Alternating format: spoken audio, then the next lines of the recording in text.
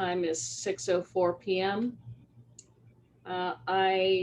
This meeting's being conducted via a Zoom format. And I don't know if it's necessary to go through and explain that format, Ryan, but let me do the introductions and then you can do your piece. So for council members who are present tonight, it's myself, Chair Jennifer Cervenka, my Vice Chair Ray Koya,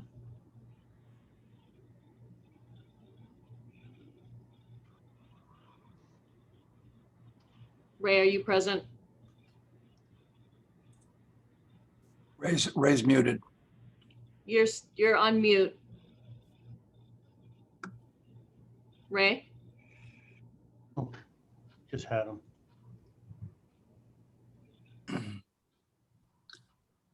All right, let me just go through the others. I'll come back to. Here.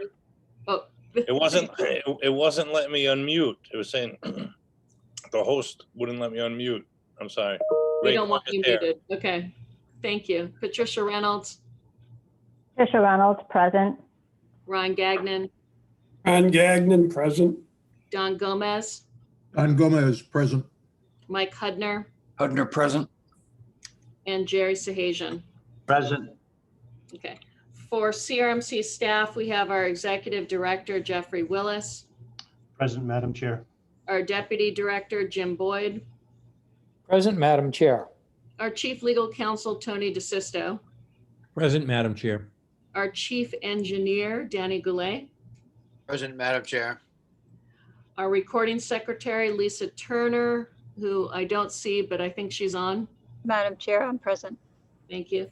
Our moderator, Ryan Moore, Present, Madam Chair.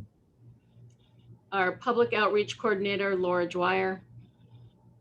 Here, Madam Chair. Thank you.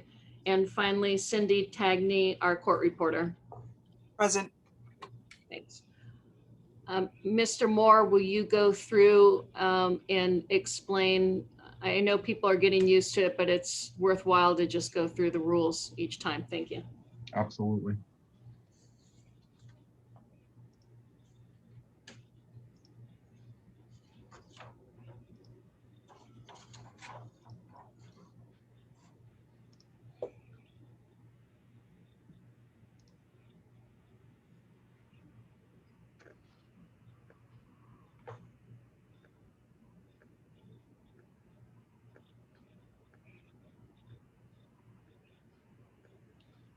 It seems my PowerPoint is not working. That's okay. Do you want to just briefly explain it Absolutely. for those who might be participating in the appropriate sections of our agenda? This is the Coastal Resources Management Council meeting, virtual semi-monthly meeting, and the date is wrong. I apologize. It's 4/13/2021.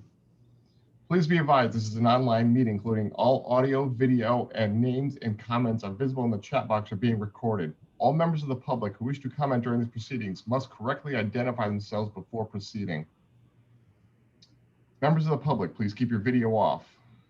Mute your microphones upon entry. Use the raise hand function to be recognized by the chair. When recognized, please wait to be unmuted by the moderator to speak. Identify yourself by full name. And a note for this meeting, the chat box is disabled. For those on the phone, please press *9 to use the raise hand function and then wait to be recognized by the chair and identify yourself by first name and last name.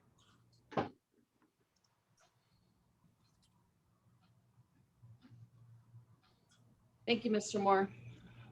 Proceeding to our first item on the agenda, which is the approval of the minutes of our last meeting, which was March 23, 2021. Are there any comments or revisions that anyone has? If none, I'll entertain a motion to approve. Madam Chair. Oh, sorry. Madam Chair, Mike Hudner, Yes, Mr. Hudner. approve the minutes of March 23. Thank you, Mr. Hudner. Is there a second? Ray Coyer will second. Thank you, Mr. Koya. I'll do a roll call now. Ray Koya, Ray Coyer votes aye. Tricia Reynolds, Reynolds votes aye. Ron Gagnon, Ron Gagnon, aye. Don Gomez, Gomez, aye. Mike Hudner, Hudner, aye. Jerry Sahajian, Aye. and myself, Jennifer Cervenka, I, to the extent I participated and was not recused. Moving on, we have next on our agenda listed subcommittee reports and staff reports, which we will not have this evening, and we will proceed to our request for extension before the council for fourth and final approval. The first request is 2007-04-147 ELJ Inc. And I believe we're going to have Mr. Willis address that requested fourth extension. That's correct. Thank you, Madam Chair. So as mentioned, this is the fourth request, which is required to be heard in front of the council. And this particular request is to create a 5-lot commercial subdivision with new parking areas, drainage structures, stormwater treatment basin.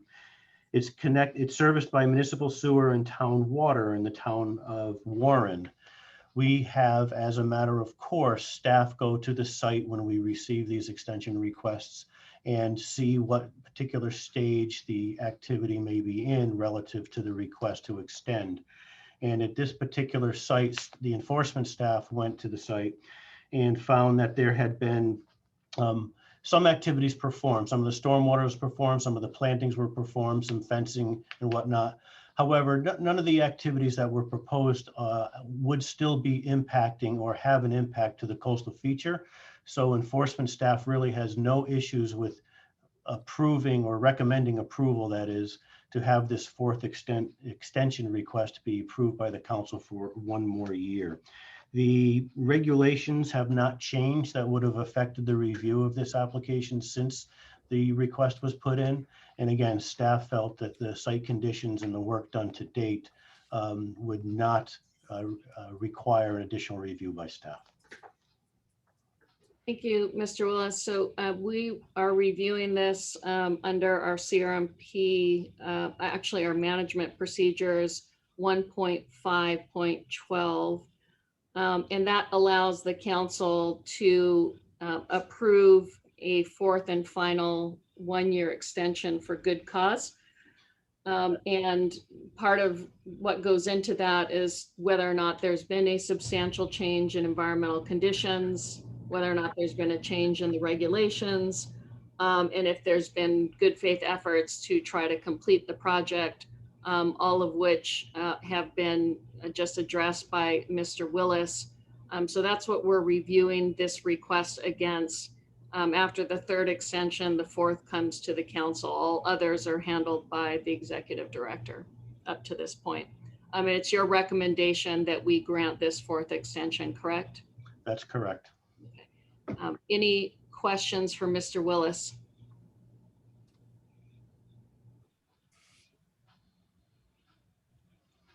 Okay, if there's no questions, then I would invite the applicant for this request to the meeting if the applicant or his representative would like to speak to the request.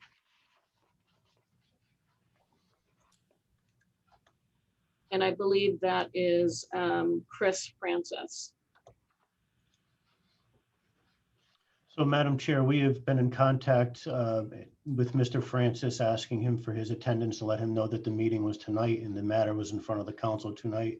I do not see a Chris Francis listed in the participants list. I'll ask Mr. DeSisto, is the applicant's presence necessary in order for us to act? For a matter of this nature, no. Okay. Madam Chair, I move approval of the assent. Okay, I do. Madam Chair, I second the motion. Thank you, Mr. Hudner. I will do a roll call. Ray Koya, Based upon the representations of staff in my review of the record, I vote aye. Patricia Reynolds, Reynolds votes aye. Ron Gagnon, Ron Gagnon, aye. Don Gomez, Don Gomez, aye. Mike Hudner, Hudner, aye. Jerry Sahajian, Aye. and myself, Jennifer Cervenka. Aye, based on the representations made by Mr. Willis as measured against our 1.5.12 of the management procedures. Okay, so that's approved. On to our second request for extension 2008-04-080 Riverside Drive Realty LLC. Mr. Goulet, will you be speaking to this? I will, Madam Chair. Thank you. This is a request for the fourth and final extension after the permit has been extended by tolling for a new marina in Tiverton. It has been almost 13 years since the project was approved by the council. In that time, no work on the approved marina has occurred. As can be seen in the March 31st, 2021 photographs included in the staff report, the facility has been allowed to significantly deteriorate to the point where portions of the docks are falling into the water. According to the permit database, there have been no maintenance permits either applied for or issued since the marina was approved in 2008. It is staff's opinion that there has been ample time to start the project or at least keep the facility in a working condition that would allow for the approved marina to be constructed. In accordance with the management procedures, the marina regulations have been modified since this marina was approved. Staff recommends denial of this fourth and final extension. And Mr. Goulet, how have the regulations been changed since the approval in 2008? They were changed for maximum dock lengths, sanitary facilities. There was a significant overhaul. I do think that the marina, if it was constructed, would still meet those changes that we have in the since the original approval. Okay, so it wouldn't require new or different relief. That is correct. There were several agreements in the original approval with the neighbor, the Tiverton Yacht Club, that has not been executed. Also the Harbor Management Commission 13 years ago approved it. They're within the mooring field that has not been updated. I don't know if the town is still for that. Okay, so it sounds like in your view, where this fails for good cause is that there's no demonstration of good faith efforts to construct or even maintain the existing facility. That is correct, Madam Chair. Okay, and then it sounds like there's certain consents that we would require that would support the original application, that there's been no evidence provided that they're still in effect. That is correct. Okay. All right, any questions, other questions for Mr. Goulet? Just one question, Madam Chair, Ron Gagnon. Mr. Gagnon? If we deny the request for the extension, can the applicant still apply for a new permit within the reasonable time frame? Yes, They can apply anytime, yes. yes. Thank you. Any other questions? All right, at this point, I'll invite the applicant to speak on behalf of the request if they'd like to. And if you'd like to, please raise your hand so that Mr. Moore can admit you into the meeting or allow you to speak. I'm just looking where I raised my hand. This is We can hear you. Madam Chair. Good evening. This is James David Preston. I am the acting general manager for Riverside Drive Realty for their property at 95 and 67 Riverside Drive in Tiverton. I would comment as follows. The time period since when the original approval was provided by the CRMC Council has been a challenging one for us and for the overseas owners on that.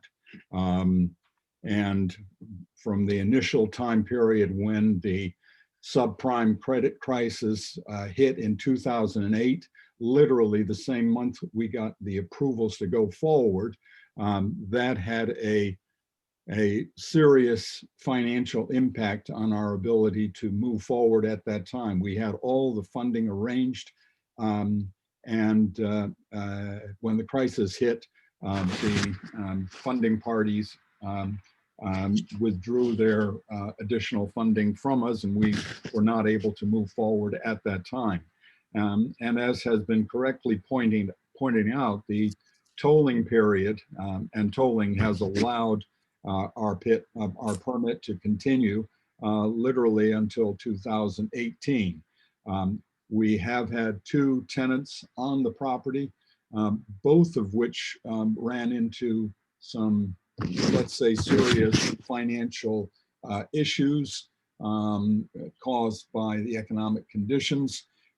We do have a new party right now at the marina. It's been there now a year and a half, and that's Safe Harbor Marinas, one of the largest marina groups, if not the largest in the US.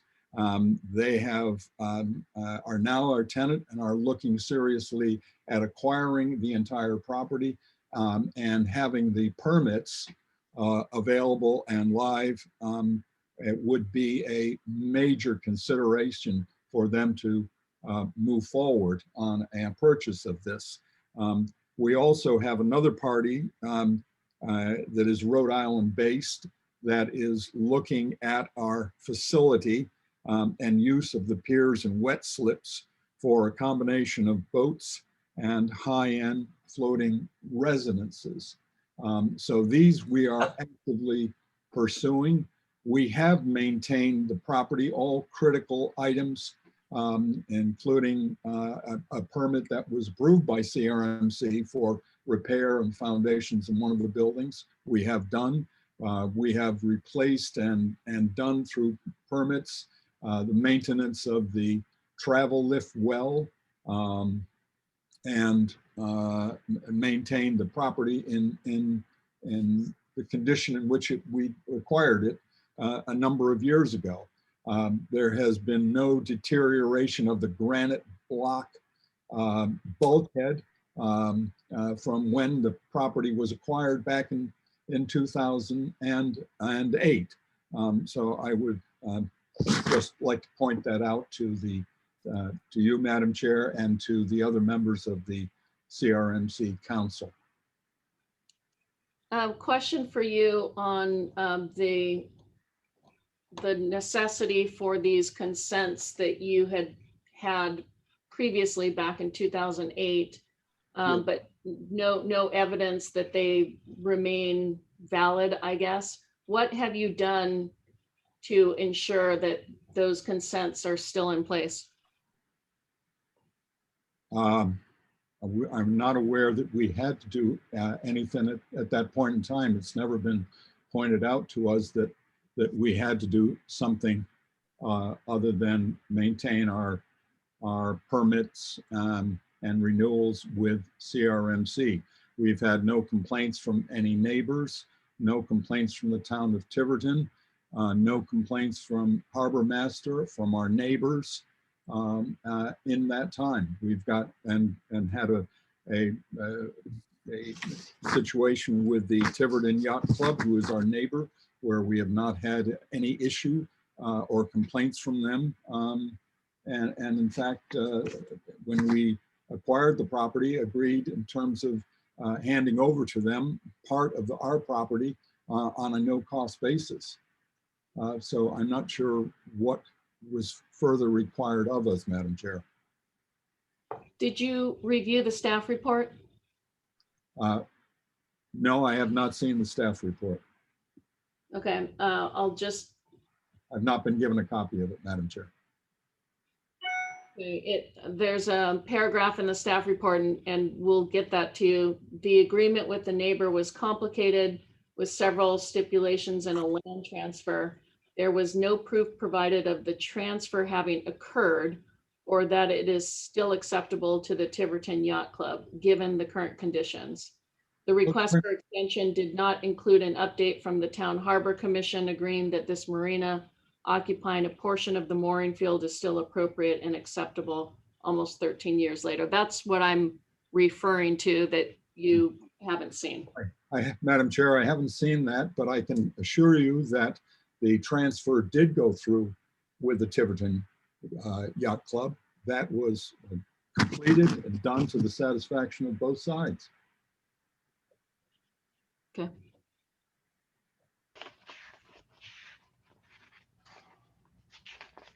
I'm just asking this hypothetically. If you were to get a short extension, what would you do within the next couple of months to work towards construction pursuant to the original permit? As I said, we are right now talking with Safe Harbors. They are showing interest in this joint venture, which literally started about a month ago. I would see us bringing forth to the council if this party, and they're showing serious interest, their proposal to the council, it would envisage a smaller marina than the 75 unit one. So it would be smaller, not larger. But I think we could bring something to the council within the next 3 months on that, if we were granted a short extension. Okay. Are there other questions for Mr. Preston? Okay, if none, Mr. Goulet, would you like to respond to anything that Mr. Preston stated? Yes, Madam Chair. That's one of the issues, having a 13-year-old permit and then receiving modifications. It becomes a huge challenge for the staff to sort of go back and forth, weigh it against the previous rules versus actually having a new owner, permit exactly what they intend on building. And I completely understand Mr. Preston's position of having an active permit when he's selling it. We've had previous places where it becomes very challenging for staff with these long-term permits, trying to modify them. However, it is the council's decision. Mr. Preston, is it likely that there would be a modification coming into the council if there were an extension granted? It is possible with the joint venture, Madam Chair. That is possible. With Safe Harbors, there would not be a change. There would not be a modification. Madam Chair, may I ask Mr. Goulet a question? Yes, please. Danny, would you be opposed to a 6-month extension?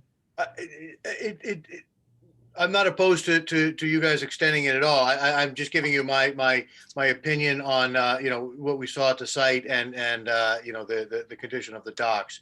No, I'm not opposed to that at all. And I realize the value of the permit to Mr. Preston and the owner. So no, not at all. So, Madam Chair, for discussion purposes, I think we should consider maybe a 6 or 7 month extension and just, I'm willing to go on the record to tell the applicant if I'm still on CRMC at the end of 6 or 7 months, if there isn't any progress, that I would not support any more extensions. And my thinking would be that if we gave him until late October, mid-November, to accomplish what he needs to accomplish, at least if he doesn't, we wouldn't have to worry about any further effects from another winter on docks in a marina that hasn't been used in 20 years. So if you think it's okay, I may make a motion unless you think it's premature, Madam Chair. No, it's kind of where I was going with my questions. I was thinking along the lines of a short extension with conditions of what Mr. Preston, the entity, would come back with. I mean, one that jumps out at me is just the proof of the land transfer. That you were pretty clear about that. We don't have that in the request for the extension. And there may be some other conditions that we'd like to place on it to say, when you come back at the end of it, we would want to see, whatever it is, as far as a package to support if there would be further extension. As I understand, if we granted 6 months, then we could only do an additional 6 months. Is that correct under our management procedures? Yes. Okay. So Madam Chair, I agree with what you're intending on doing, but it could become more complicated. I think that maybe we ask him to sign a consent that it's with prejudice. He has 6 months or 7 months, say until November 1st, which is what, 6.5 months. And he signed, because right now, based on the evidence and based on Mr. Goulet's comments, I'm inclined to vote against it. Okay, but if the applicant was willing to sign a consent or accept a 6.5 month extension that does not allow him to apply for another one, I think it's cleaner that way, and it really keeps him, keeps the fire to his feet. Okay, so your motion would be, you have 6 months, and then Well, let's start on May 1st. It's mid-April, so May, Okay. June, July, August, September, until October 31st. Yes. Okay, if the applicant would be willing to sign a consent agreement, that's his final extension. And that way there, we don't have to worry about proving that he secured the property adjacent to the marina. It's just another level of, more work for Mr. Willis and for Mr. DeSisto. Just give him a carte blanche, 6.5 months, if he agrees, and that's it. Okay, and what, just a question for Mr. Goulet or Mr. Willis, what would have to happen within the 6 months before that expiration? Start of construction? Typically, when extensions are granted, they're granted with the proviso that work will be done within that period. So completed. Completed. And if there were the ability to have additional extensions after the one given, that there would be substantial work completed, maybe not towards completion. In this case, it's a fourth extension. Okay, so Mr. Sahajian, would this be 6 months for substantial completion or to start the project? Start the project. Okay, and then if we come up on that October 31st and there has been a start, then will this applicant be allowed to apply for the second 6 months of what we can allot? Yes. Okay. I would support that.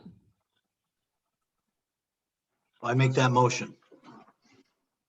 Okay, is there, Madam Chair, Mike Hudner, I'll second that motion.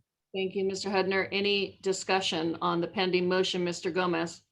Yes, I'd like to get some clarification on the impact to the Tibetan Yacht Club. Maybe Danny can tell me whether they were approached, or what is the positive or negative impact of this application on them. It was, I'm hearing that nothing changes relative to them, but I didn't really see anything on what the how it affects the Tibetan Yacht Club. So I just get a little clarification on that before I vote. Sure. So, and this is my understanding, assuming that Mr. Preston will provide us that the land transfer occurred, and I have no reason to doubt him, then the original approval had this land transfer, which basically protected the Tibetan Yacht Club. It also gave them some abilities. I'd have to go back and look specifically. Maybe Mr. Preston can recall. They were allowed to store boats in the wintertime there was some agreement about the sort of a shared use area, but there was also an area that was kind of it was Northrop Realty at the time, but now it's Riverside Drive Realty gave them. But maybe Mr. Preston can elaborate on that agreement. I can to the degree that I remember, and that goes back, as you say, quite a few years now. But I know that the Riverside Drive Realty LLC transferred without any fee, free of charge, a portion of land to the Tiverton Yacht Club that they were using for either units for storage of boating materials by the members on the beach, and also dinghies. And so that land was transferred free and clear of any charges to them at the time of closing on the property. So that was done, and I'll get the information to the council to verify that event did happen. Just a little further. So there is no impact to that small area that they use for their sailing classes? No. They do a lot of work with the kids through there. They do. We are good neighbors with them. Storage. We approve all of that. We Yeah, are very much in favor of that. storage area, and there's been a transfer of title. Transferred completely to them. Thank you.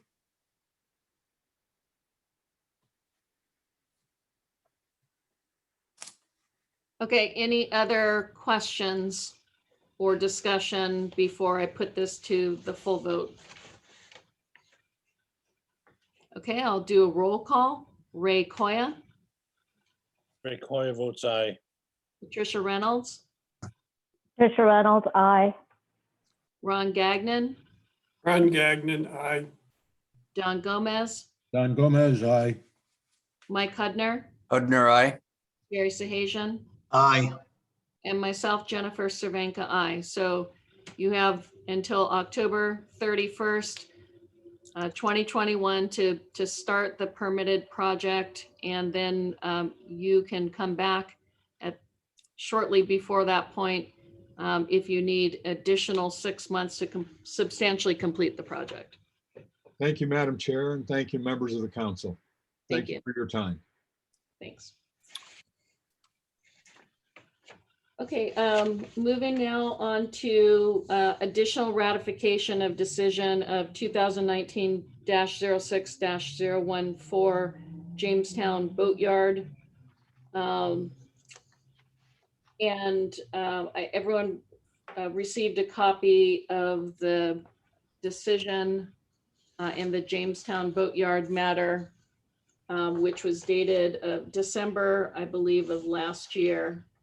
And the reason why it's on for ratification is that one of the motion to approve carried, there was a motion to have legal counsel prepare the written decision, and that it would come back to us for approval.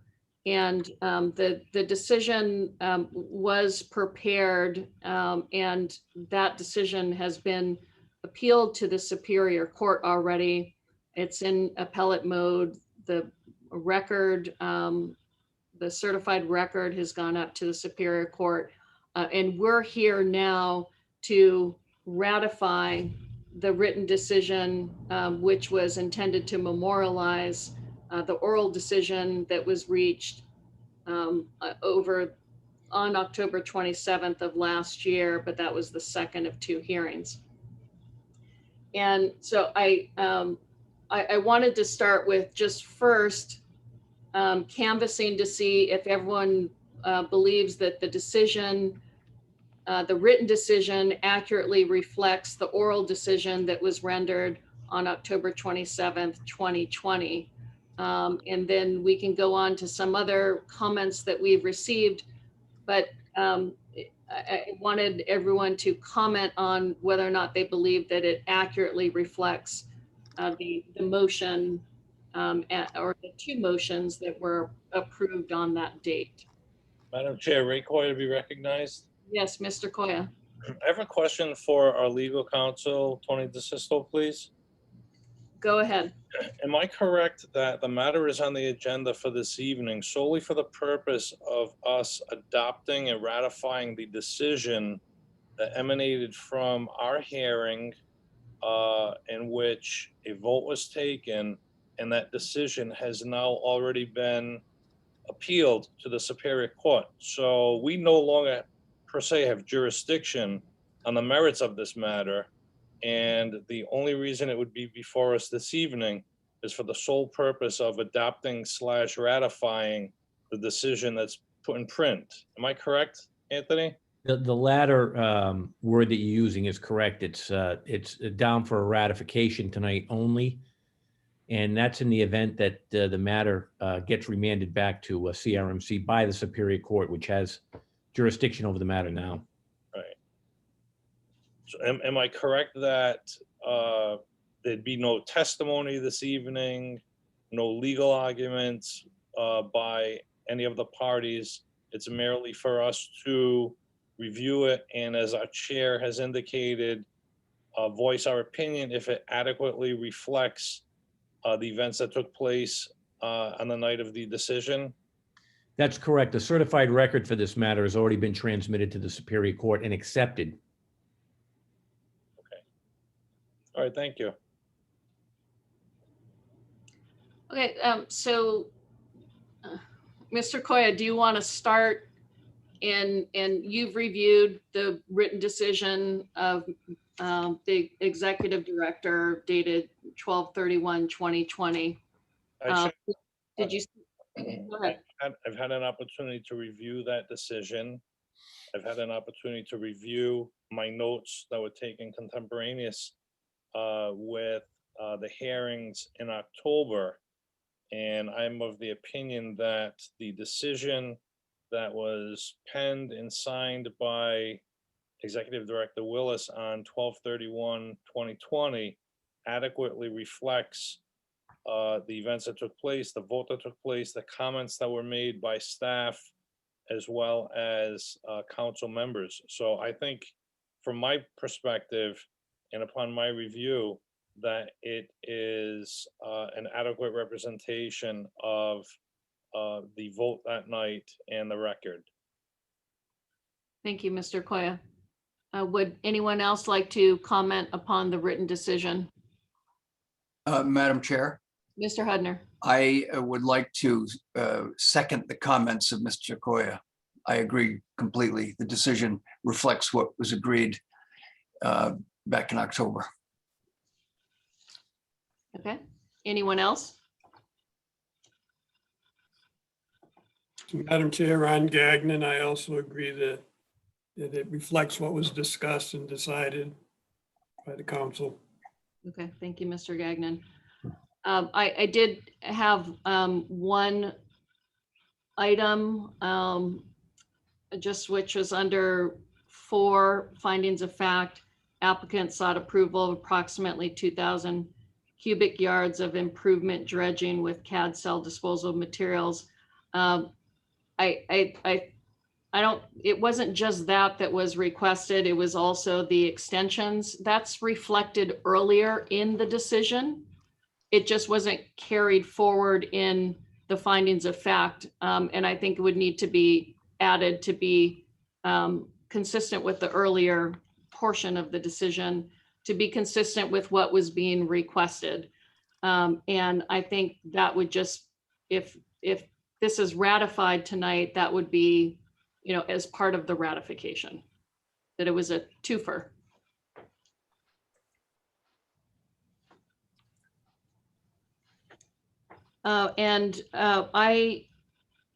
As is reflected in the decision, I did not vote in favor of the motion to approve. And I think my reasons stating why I wouldn't vote in favor were accurately recorded.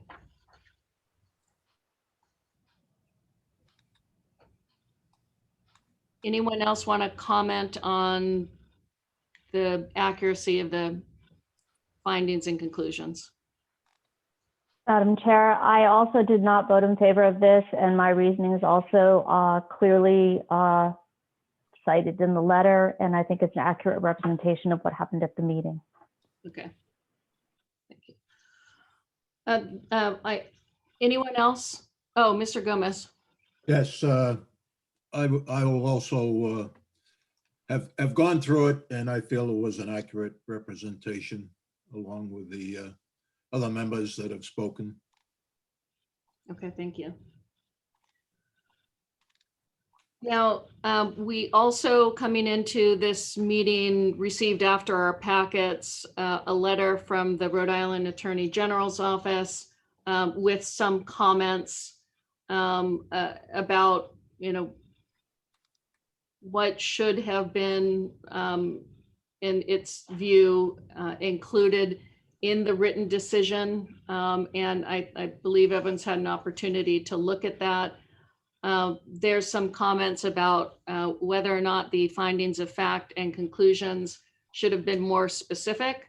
And so I'm just asking if anyone with the majority decision wanted to comment upon that. I noted reference to the staff report and the findings and conclusions as to applicable legal standards. That's incorporated by reference in the majority decision, that if anyone thought that there should be more specificity.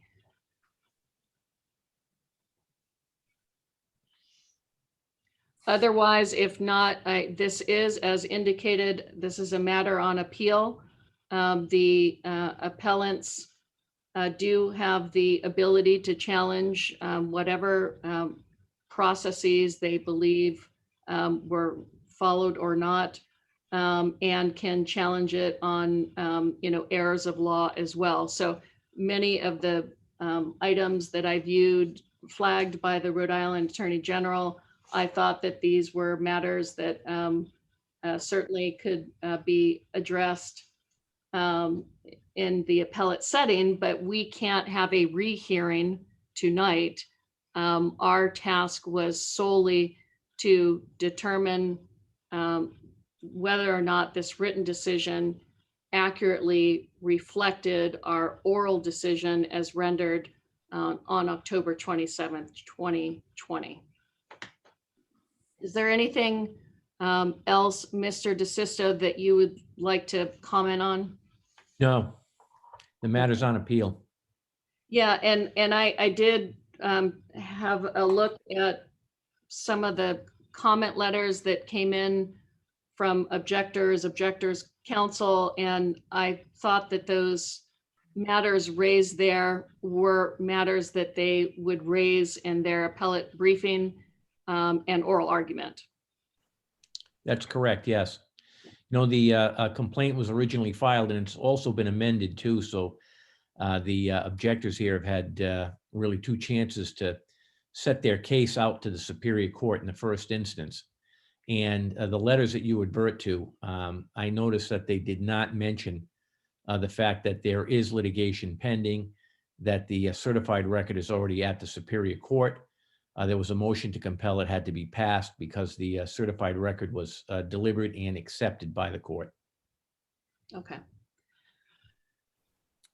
Madam Chair, question.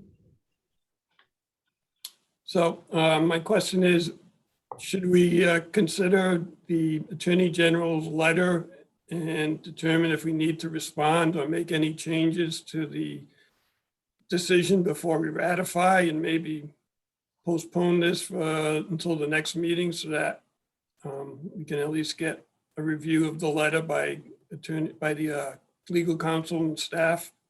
No, I'm gonna say that that's not necessary. These are the issues that are raised are properly addressed to the Superior Court now. And I'm kind of surprised that there's this effort here at the administrative level. The record is at the Superior Court now. They have jurisdiction over the matter. The Dumplings Association is the plaintiff in the case. So that's something that needs to be addressed there. These are legal arguments and factual arguments too that need to be made in connection with the administrative appeal. That's where it's proper there and not here. So I can see ratifying it tonight. I understand why you're doing it, but this is a case that's going forward. You can't create a new record down here anymore. The record's already on appeal. Madam Chair, Yes, Mr. Hudner. I realize this has been stated 3 times, but we've had communications issues in the media and with the public on a few things lately. So I think it's worth saying one more time. The scope of our authority here is extremely limited, and the issue we are addressing is extremely narrow, as I understand it. And it is the question of, does this writing that we see, the decision, correctly, accurately memorialize the approval that the consent that we approved in October? It's not anything more than that, and it's not anything less than that. Is that correct? That's why I'll let Mr. DeSisto speak, but that's why it was put down tonight for ratification, because we had moved for and approved a motion that we would go through this exercise. Originally it was going to be at a different point, but now we're doing it after as a ratification exercise. And I viewed it as fairly narrow in saying, does this reflect what went on, what we said, what the motion, the findings and conclusions were? And, everyone comments on that yes, this properly reflects the majority decision.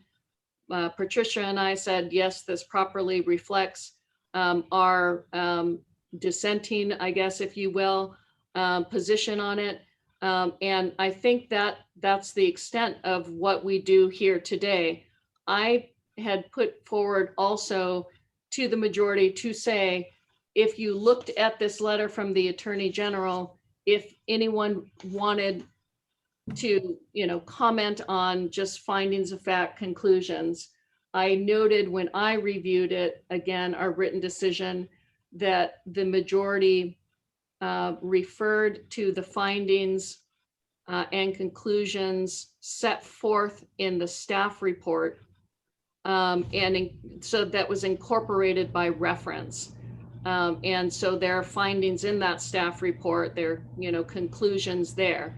And so I put that to the majority, if that, is, confirming that's what you meant to serve as your findings and conclusions. Thank you very much. Anyone else? Mr. DeSisto, any further comments? No, I think it's appropriate to have the motion and vote now. Thank you. Is someone willing to make a motion? I will move that we confirm the ratification of the approval that was granted in October on this matter with the Jamestown Boatyard. Thank you, Mr. Hudner. Is there a second? And Don Gomez will second. Thank you, Mr. Gomez. Any further discussion here? Madam Chair, Yes. I just want to let you know that I did not participate at the meeting on October 20th, so I'm thinking out of an abundance of caution, maybe I should abstain. Okay. Any further discussion on the pending motion? If not, I will do a roll call. Ray Koya, Madam Chair, for the reasons that I stated in the discussion section, I am voting aye. thank you. Patricia Reynolds, Reynolds, aye. Ron Gagnon, Ron Gagnon, aye. Don Gomez, Don Gomez, I believe this clearly reflects the discussions we had and is a valid document. I vote aye on the ratification. thank you. Mr. Hudner, I vote aye for the reasons others have given, which that this decision accurately memorializes the approval that was given in October. And that is the only issue before us. And Mr. Sahajian, I abstain, Madam Chair. okay. And myself, Jennifer Cervenka, I'm voting aye for the ratification of the written decision of December 31st, 2020, subject to the addition on finding 4 that this also included a 3-pier extension.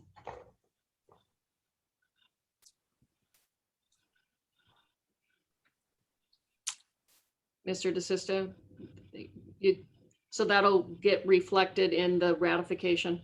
Correct, yes. All right. Okay, so the motion to ratify the decision carries. And I think now we're turning to our executive session.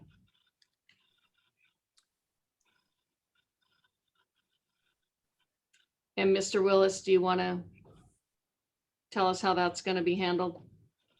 So, Madam Chair, the executive session tonight is to discuss potential litigation outside counsel, and we would need a vote to go into executive session. Would someone like to put forward the vote? Madam Chair, I move we move into executive session. I second the motion. Hudner? Thank you, Mr. Hudner. Do I need to do a roll call on this?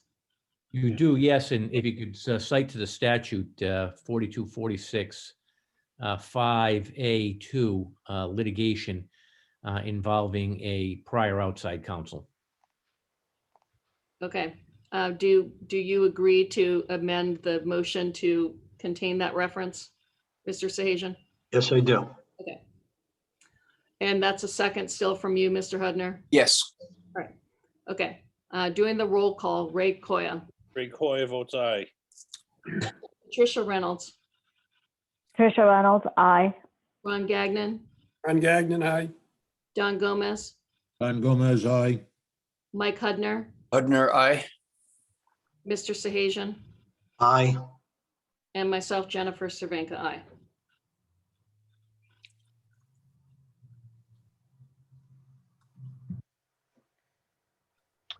So, Madam Chair, our moderator, Ryan Moore, will be putting the council members, myself and Mr. DeSisto into executive session.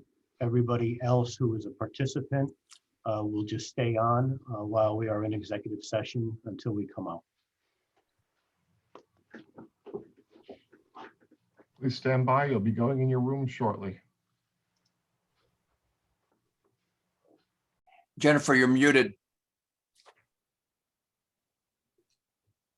Thank you very much. All right. I'll entertain a motion to come out of executive session. So moved, Hudner. Okay, is there a second? Second, Don Gomez. Thank you, Mr. Gomez. Any discussion? Okay, I'll do a roll call. Ray Koya, Ray Coy votes aye. Patricia Reynolds, Reynolds, aye. Ron Gagnon, Ron Gagnon, aye. Don Gomez, Gomez, aye. Mike Hudner, Hudner, aye. myself, Jennifer Cervenka, aye. I don't think we have Jerry anymore, so the motion carries. Next, I'll entertain a motion to seal the minutes of the executive session. I move we seal the minutes of the executive session. Thank you, Mr. Hudner. Is there a second? Gomez, I'll second. second. Okay. Thank you. I don't know who spoke first. I'm going Patricia. to give it to the Thank lady. you, Don. There you go. Ms. Reynolds. All right, any discussion? I'll do a roll call. Ray Koya, Ray Coy votes aye. Patricia Reynolds, Aye. Ron Gagnon, Gagnon, aye. Don Gomez, Gomez, aye. Mike Hudner, Hudner, aye. myself, Jennifer Cervenka, aye. The motion to seal the minutes of executive session carries. And then there's a final matter I don't know if this requires a motion or just me to state it, Mr. DeSisto, but based on our executive session, there's no need for further action of the council. Is that correct? At this time, and no motion is needed for that. Okay, thank you. Anything further? We're at the end of our agenda. So, Madam Mr. Chair, Gomez. Yes, is it appropriate for Jeff to discuss his scheduling problem at this point, given that, okay. I'm trying to save him some hours tomorrow, that's all. Sorry, Fine. but that's the way it's got to be. No, fine. all right. Thank you. So I'm going to move to adjourn. Is there a second? I second. And I'm just going to do a voice call. Is that okay, Mr. DeSisto? It is, yes. Thank you. Okay, all those in favor of the motion to adjourn, say aye. Aye. Aye. Thank you, everyone. Thanks, Night. everybody. Have a good night. Thanks, everybody. Good night.